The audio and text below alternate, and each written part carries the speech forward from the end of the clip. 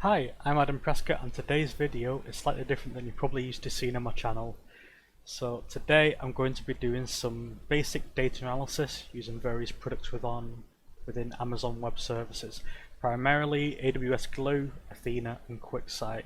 So this might end up being a short series where I teach myself some more in-depth data science using Python and Jupyter workbooks. Both of which I'd like to become more familiar with, because currently my main speciality is more around cloud infrastructure and kind of software development on platforms on AWS. That's more what I'm familiar with. I've always had a bit of a soft spot for like data science, and I've always wanted to put a bit more time into it. So I thought this might be a good video to start doing that. So today's data set covers UK road traffic collisions between 2005 and 2014. So I came across this data set on Kaggle. If you're not familiar with Kaggle, Kaggle is a very handy service which kind of provides various different data sets for machine learning, for deep learning, and there's also various courses available on here that also covers data visualization as well. The thing that caught my eye with this data set was primarily the number of dimensions available and the size of the data set itself. So we've got 3 files available. So we've got one that defines all the accidents that have happened between this time period. We've got some data on the casualties that those accidents affected, and also data on the vehicles as well. And it's a pretty good overview on this. So also you've got a last file as well. It's kind of like it's essentially a data dictionary. So it describes all the values within this data set and what they could potentially be. If I show you what that data dictionary looks like. So yeah, this one just describes all of the columns available on these CSV files and all the values and the codes linked to the police forces in this case, and then you can see down here there's also various other bits that it covers as well. So if we have a look at vehicle types, so you can see we've also got codes for vehicle types as well that we'll be using within this data set. I've already made a start by importing these CSV files into Amazon S3. So as you can see, we've got the Accidents CSV, Casualties and Vehicles. So the next step to take with this data set is we can either start by making this queryable straight away by Athena, or we can have a look at converting it into Parquet straight away. But I think what might be handy is getting AWS Glue to just crawl the CSVs and identify all the columns for us. So if we open up Glue, so this is a pretty fresh AWS account as well, like I've barely done anything in it. This is for one of my side projects that I started working on. So I thought it would be good to start with a fresh account. So you can see we've got the option to add tables using a crawler. So let's just go straight to that. And we'll do accidents. So I think I'll order this data first.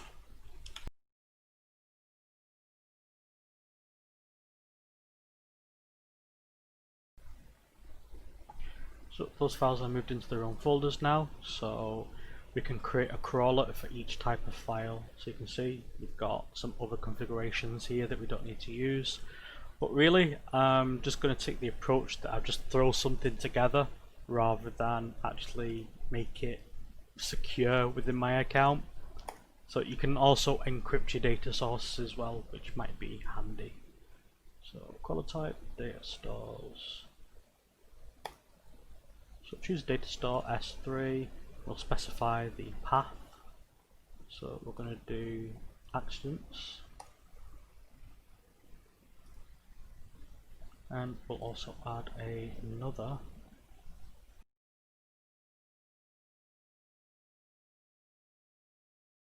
And we'll do the last one as well, which is vehicles. So I believe with these CSV files, they've already got the headers available on them. So I've got the files copied to my file system, so if I just grab the first line of each file. First line of accidents, yep, is all the headers,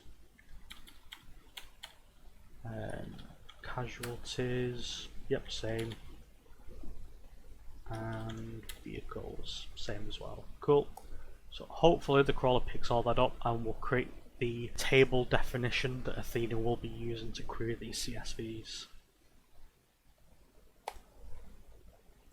So that's it for our data stores. So it's asking us to create a new IAM role because the crawler needs permissions to access the data inside S3. So that's why it's doing that. But AWS Glue can do that for us. Run on demand. So you can schedule this crawler to run if your data gets updated daily or anything like that. Then let's create a database.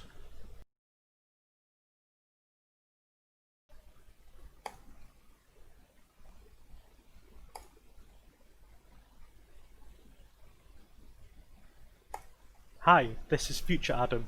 So past Adam has done a few things wrong at this point in the video, and he will realise this later on, but one of those is you can't use dash in the database name. So Athena doesn't handle that very well, but Glue handles it completely fine as part of its data store. And another one is, you might have noticed that I spelled vehicles incorrectly earlier on. This kind of comes around later to bite me in the ass, but I do fix the name for that and I end up recreating the schema inside the new database that I later create with an underscore instead of a dash. So you'll see that later on. Alright, and let's run that.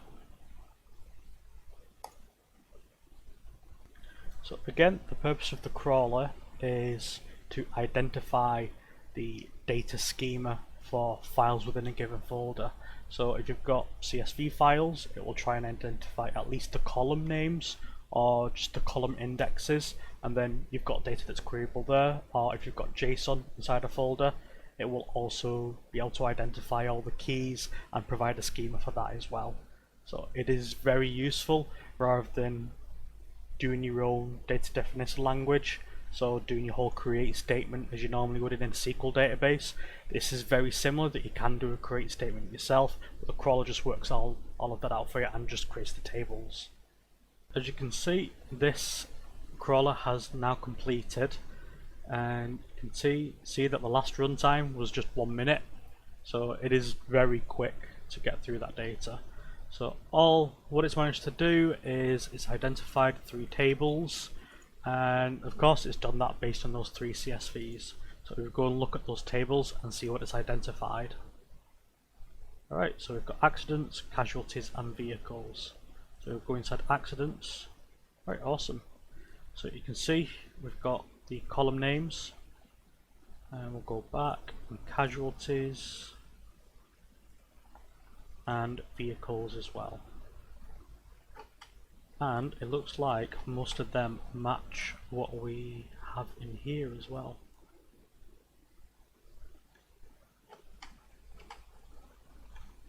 Right, awesome.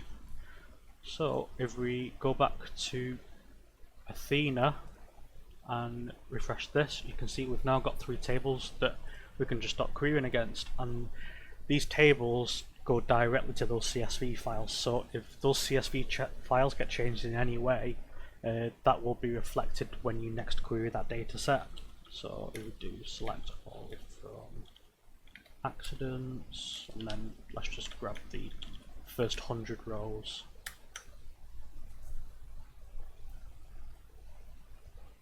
There we go. So already we can write SQL against CSV files, so that is pretty powerful in itself. Let's see what else we can do with this data. So let's expand the columns on here. So these are our different tables. Let's start by breaking it out by the date, and let's see if we can get a count based on the month. So the date looks like it's currently in British date format rather than ISO 8601. So we will need to parse that out. So Athena is based on PrestoDB, which was originally created by Facebook. So if we get that up, yeah. And let's get the function for date and time. Let's see what options we've got. I want to convert this into a native date time format, just so we can say group it by month or just identify the month. Alright, so let's remove our limit.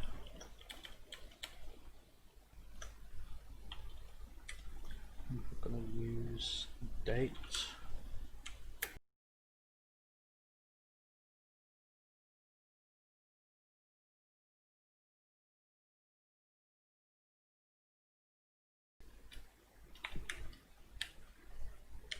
So before I do that, let's just comment that out.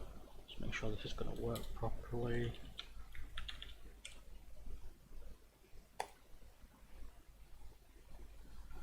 So yeah, we are now getting a timestamp, which looks brilliant. So now we just wrap that in month.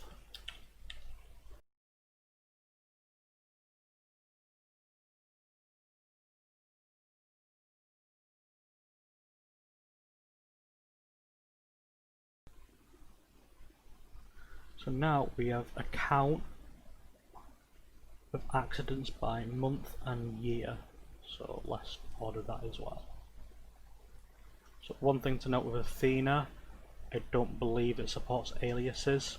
So you might think I might just be able to use month and year in here, but from when I've done that previously, it doesn't seem to work. I will give that a try anyway.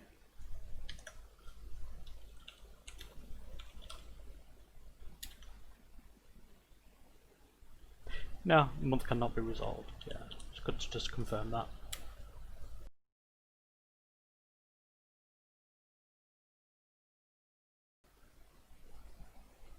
Our latest data is from 2014.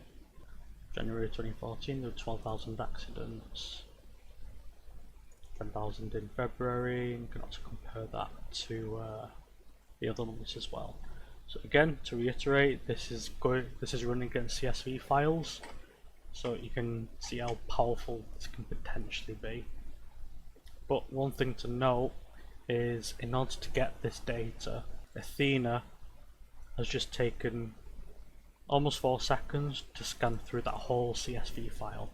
Now the problem with that is, if you're working with a much bigger data set, you're going to end up paying for this amount of data scanned. So usually Athena charges $5 per terabyte of data that you scan.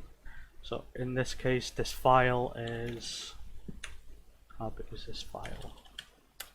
Yeah, so this file is 215 megabytes, and we have pretty much just scanned through the whole file. So to optimize on cost a bit and also speed as well, we can convert this to Parquet. So the benefit of doing that is Parquet is a columnar format, and what that means is how I'm saying parse out this date column and run that function against there, and then do a count of any records returned. What's actually happening in Parquet is Parquet will just scan to the section of the file that has date, and then from there it will just do a count against that column. So that means it doesn't need to go through this whole file just to run your aggregate functions. So you're going to save a lot of time and also cost on your data as well. So that is probably the next thing that we should do with this data set, get it converted to something a bit better to work with. Let's go back to AWS Glue and work out how we're going to get these converted to Parquet now. Let's start with the job, and we'll add the job, and we will call this one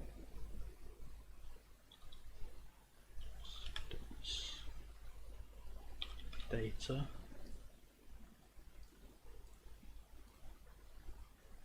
Yep, and we can use Spark for that. And the nice thing with this is, for the most part, you can do this point and click, but it will give you a Python script that it will be running to do this mapping for you. So what advanced options have we got?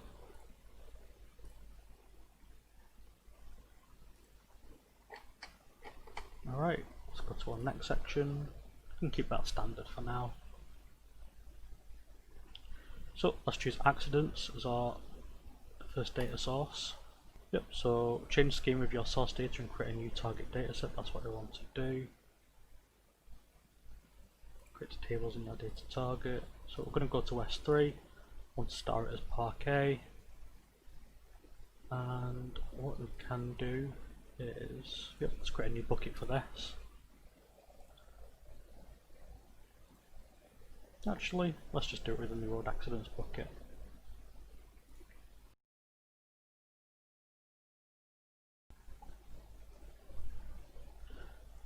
So these folders are created now, so we can use them to say accidents Parquet, that's our target.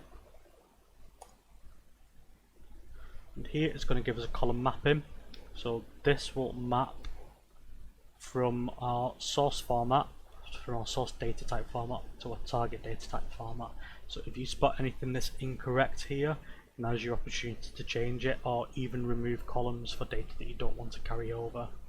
So this might be useful if you've got any PII in your data set and you can decide that you don't need PII to perform your analysis. So begins on that side, long on that side. So yeah, you can change the data set type there.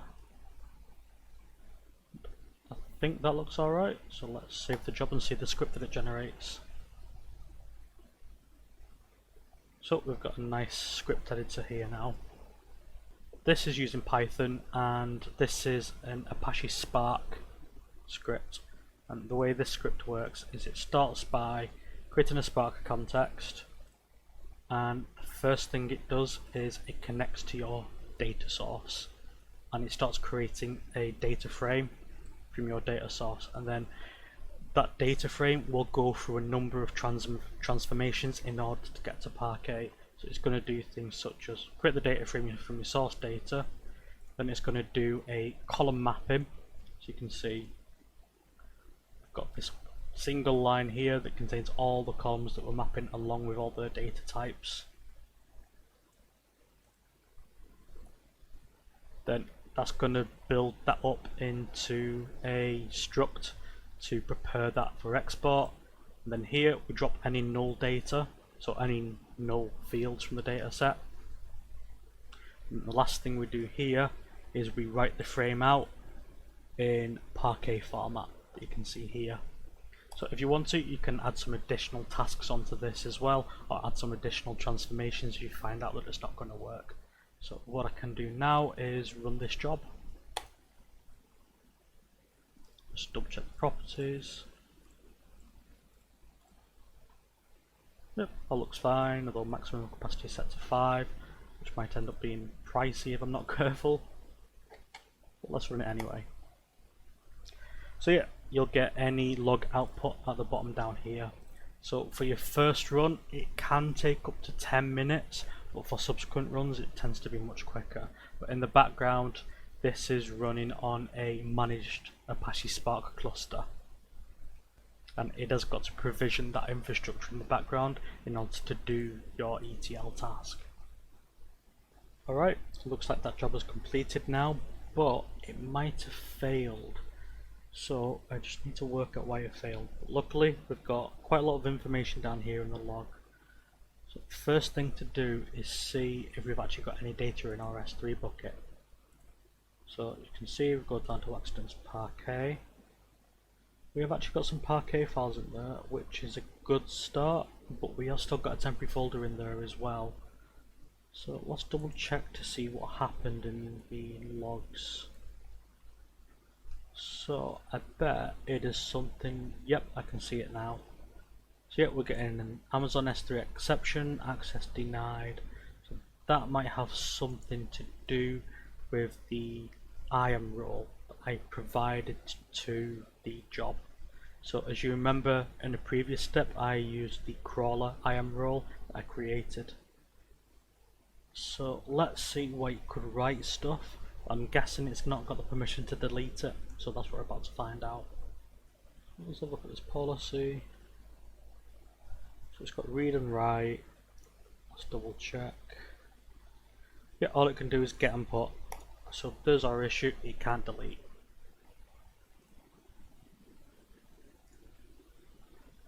So just delete objects. Alternatively, you can delete the JSON directly as well.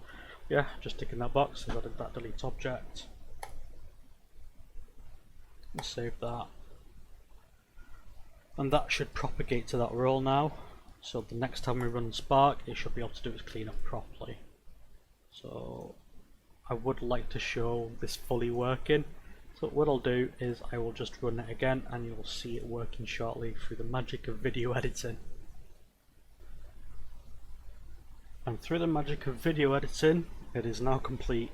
So in this case, it has run completely fine this time. And if we just jump over to S3, we now have 4 Parquet files, all compressed in snappy format as well. So that's kind of a default the Glue uses to compress your files for you. So in this case, you can see we've got 2, 4, 6, let's call it 68 meg. So in terms of compression, we've gone from 215 meg to 68 meg in a much better format for our data as well. So the next step with that is also to do the other 3 files too. So what I'm going to do now is I will go away, and again through the magic of video editing, we will have the Casualties Parquet and the Vehicles Parquet folders populated as well.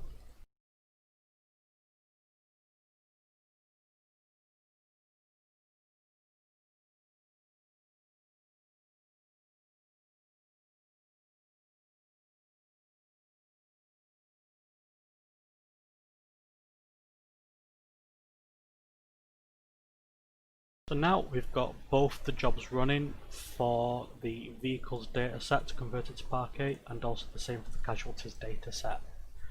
What we'll start to see is for the Casualties dataset, you'll start to see a temporary folder in here as it runs through that job. But what we can also do is you could just close these windows if you wanted to as well, and it will continue to run, and you can actually see an overview in jobs here. So if we were to click on Casualties data, for example, you can see that there's a currently running job here, and if you wanted to, you could kill that job off, look at any logs, or look at the error logs. So these logs will be stored within CloudWatch logs. So if we look inside CloudWatch logs just by clicking logs, it will take us to the stream for that log. So you can see this will auto refresh as it starts to add things to this data. Yeah, if we look at accidents, we can see our previously failed job and also our succeeded job here. So if we go to error logs, let's see what that does. And we should also get an overview of what that failure looks like. And it's a bit easier to read in this format as well. Yeah, so let's have a look at how these are doing. So Casualties one has succeeded, and that one is still running. So that's a good sign that the Casualties one has succeeded, and because there's no error logs link in this case. So if we go back to S3, so look inside Casualties Parquet, reload that. There we go, we've got 2 Parquet files in there, and both had a pretty good size. So let's just compare that. Casualties 95 meg to 17 meg, 18 meg, yeah, it's pretty good that. So let's have a look at vehicles as well. Yep, nothing in there yet. So we are back, and it looks like we have got an error with this one. So again, with an access denied. That's interesting. Let's see why we got that access denied.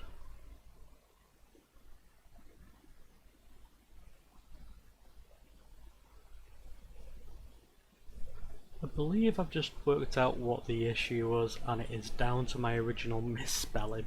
So when this was automatically created, you can see here I spelled vehicles wrong, so let's just quickly edit the policy. So I could change the name of vehicles, but what that will do in the bucket is it will mean I also need to update the metadata within Glue. So I'll show you what I mean.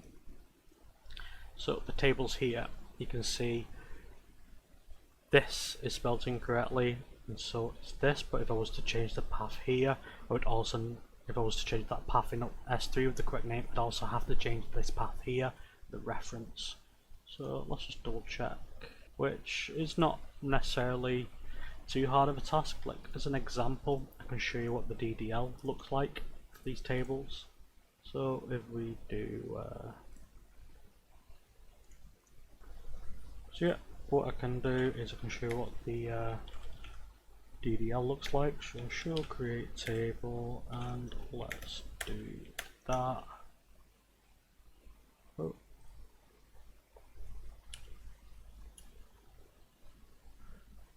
I have to change a few things, and that is mainly because I should have read the manual first.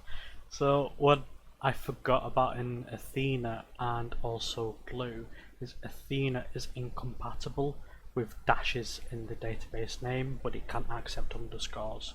So what I've just done is I've recreated the database as an underscore, and then I've recreated the tables inside this database and deleted the old. So now I should be able to show the schema for one of these databases. Yeah, I was going to do vehicles, wasn't I, because it's spelled incorrectly as an example. So there you go. So down here you can see what the DDL looks like for vehicles. So it looks very similar to what you'd expect from MySQL. We've also got a few other things as well. So because this is CSV, we tell Athena that it's row format delimited, fields are terminated by a comma, and then we say what the input and output formats are. We also tell it where the location is as well, plus any additional properties. So you've got things such as you've got your delimiter down here, compression type, what classification it is, that is normally added by the crawler. We've also got this attribute down here that says to skip the first line because that line is a header. So it looks kind of familiar and kind of what you're used to, but you've got a few additional properties as well. So you can see how that would work if we were to do that manually. What I could also do, if I'm not happy with other values, such as I want to get rid of that parenthesis around CC, because I might be worried about other incompatibilities, I could just use the statement and then create it again. Your underlying data will remain unchanged because this essentially is just metadata which tells Athena how to interact with the files in S3.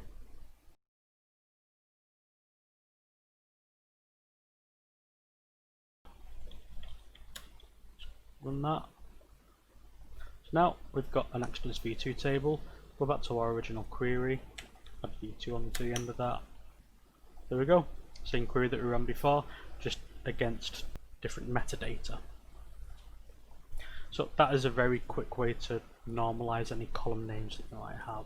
So I think we've also got other columns, such as in vehicles. We've got a question mark on that one that we might want to remove as well.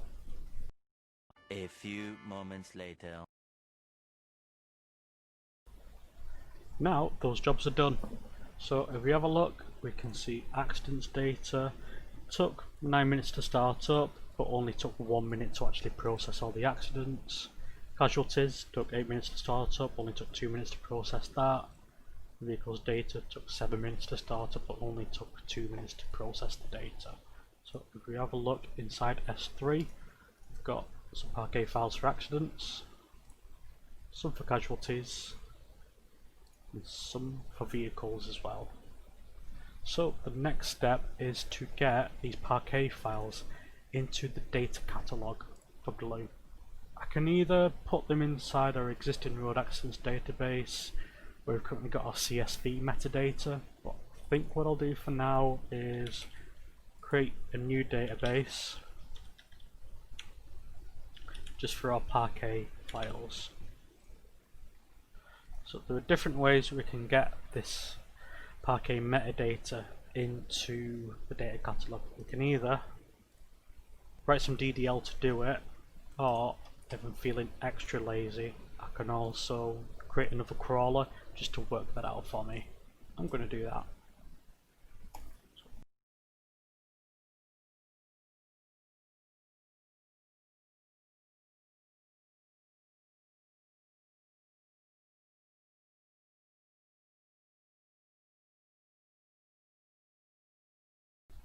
We'll finish it and run it.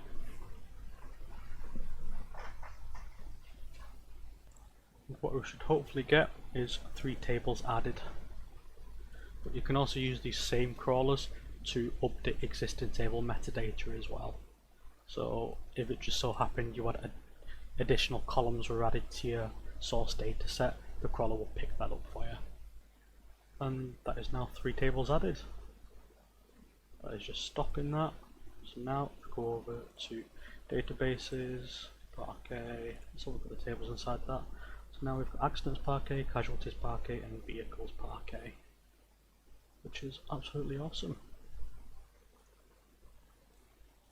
So let's go back to our original query. So if you remember this,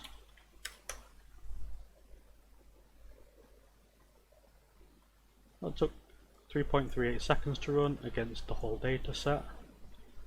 But if we run that same query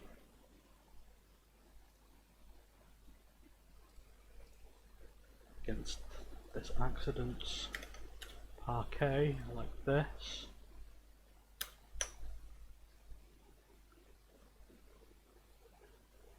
(2.81 seconds, and it only does it against 2 meg of data. So as you can see, that is a significant cost saving just by converting it to Parquet format. And that is because it is only scanning for that date column, and even though it's compressed, it's still faster, which is just magical if you ask me. So what we could do if we wanted to is we could delete the source data to save on cost there.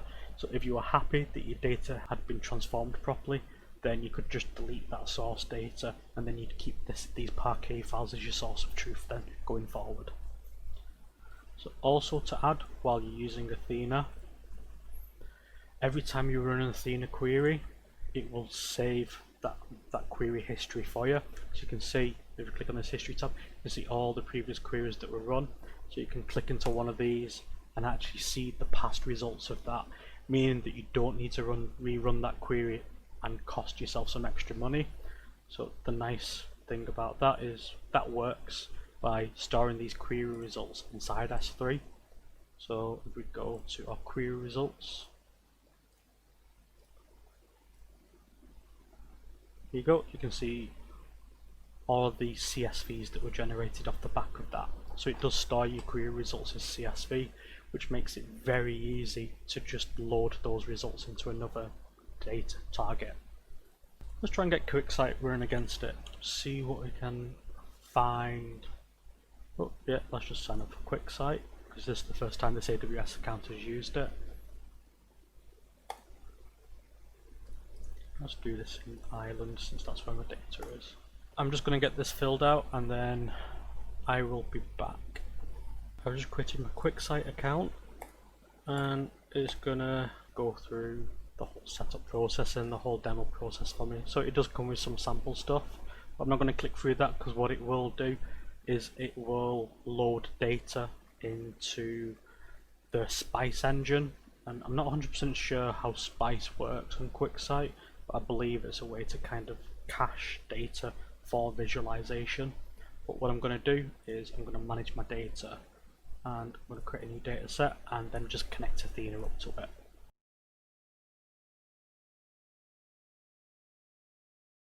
Let's go to our Parquet tables and Casualties. So you can also write some custom SQL. So let's edit and preview, see what we get, just to start with. Oh, that's interesting. So I'm currently getting an access denied. Let's just see what's going on with that.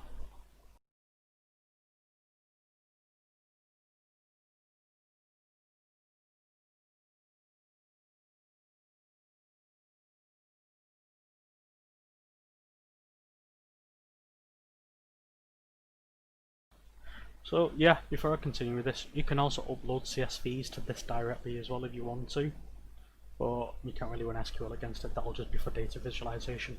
But this also supports just RDS, Redshift, MySQL, Postgres, SQL Server, Aurora databases, MariaDB, Presto, or any other random data connectors that you need. So yeah, let's just go to this one again and edit that data source.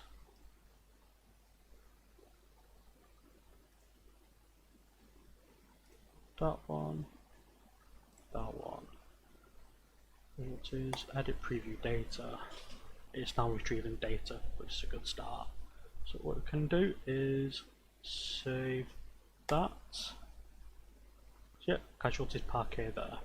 So what I'm thinking of doing is starting off with Casualties.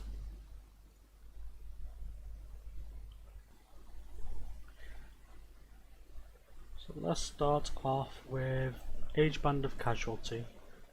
Let's stick that inside rows and let's see what the most common age band is to get into accidents. So it is looking like 6, and let's look at that data dictionary. So that is 26 to 35.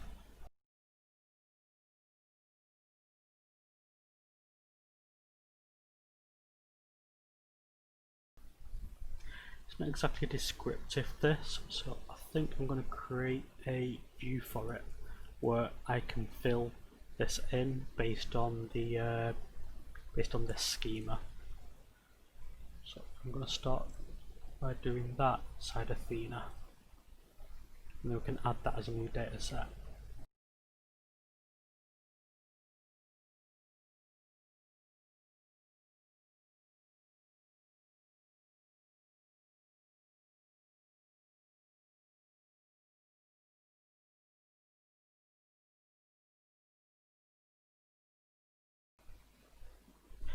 Alright, so I finished doing that. So another way I could do this if I wanted to is I could build other data sets within here that had my dictionary and just joining them instead, but I'm just going to hack it in as this case statement for now. So as I'm in it, we've got 45,000 unclassified, also shown as -1,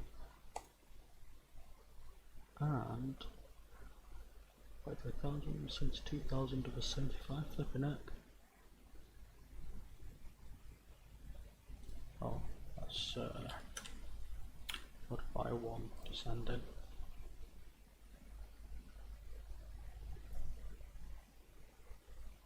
Yeah, that pretty much matches what we had in that chart before, doesn't it?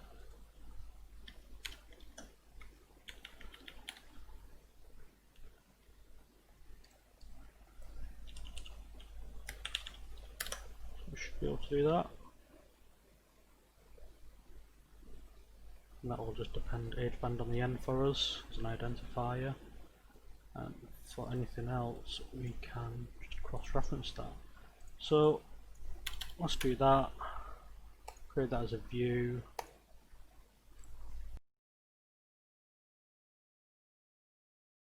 Right, that view's created. So yep, there we go. So I can just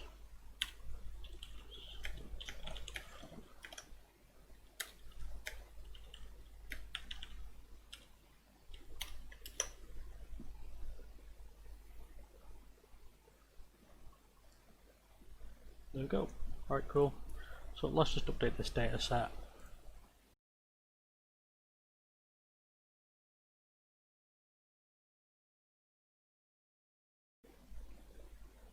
Right, that's kind of interesting. Casualty type 9 is certainly the most dense in this case, isn't it? Casualty type 9 was car occupant. There we go. And then within car occupant, age 26 to 35 seems to be the highest age band. What I'm thinking of doing now is I've noticed we've got a longitude and latitude here. Let's just double check those values. And I know we've also got the visualization in Quicksight for location as well, so I'm wondering if we can take the longitude and latitude. So we'll find that out in a sec.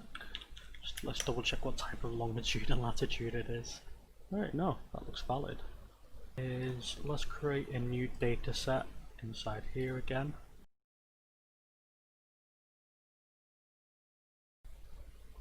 awesome. It just knows straight away. So it's picking up a longitude and latitude for that. Makes life so much easier.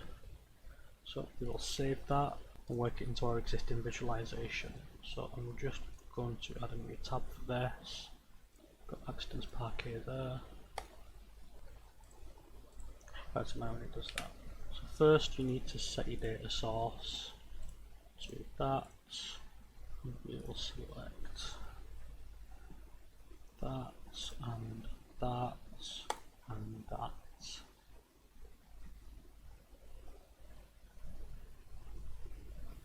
Alright, straight away we have some data. Accident Severity.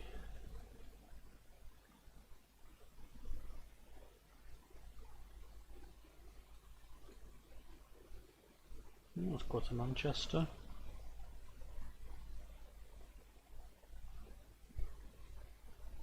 It's kind of interesting when you look at it on a map.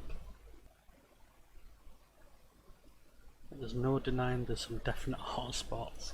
So let's filter out by severity.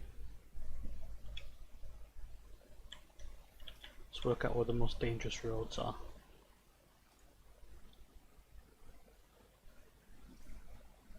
So it's the same rules again. So we'll do fatal and serious.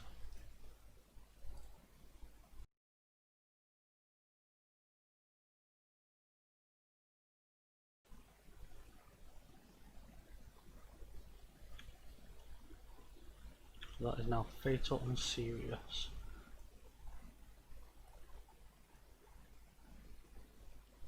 So I've been playing about with the filtering with this a bit more. Currently filtered out where there have been more than one accident at a given longitude and latitude. So there's an example here. There's been 7. What's 3 again? Let's just double check that. So there's been 7 slight, 2 serious. At this longitude and latitude you've got 5 slight, 2 serious. Let's have a look around Liverpool as well. Well, quite a lot of accidents around there this time period. And that is along that same road as well. So that is, I don't know Liverpool very well, so that's the A565. So you can kind of see, it looks like that one was at a junction, 10 accidents there at that junction, 13, well 15 accidents at that junction, flipping out. But you can kind of see from looking at the map data itself, on a main road like this, it always seems to be around junctions. We're at the end of our video now, and as you can see I've barely scratched the surface with this data set. And there's plenty more that I'd like to explore on it, but I thought I'd just show you that a day later how much it's actually cost me on my AWS account to do this. So, as you can see, it's not that much. So Athena, it's only ended up costing me 1 cent for the 0.003 of terabytes of data that it scanned, and then for Glue itself it's cost me $2.99, and the majority of that has gone to the ETL jobs. So that's where that cost has gone. So if you've got any suggestions on what I should do next, or any feedback for this video, because I know it got pretty long, but I kind of wanted to get as much detail in as possible, that'd be great. And thanks for watching.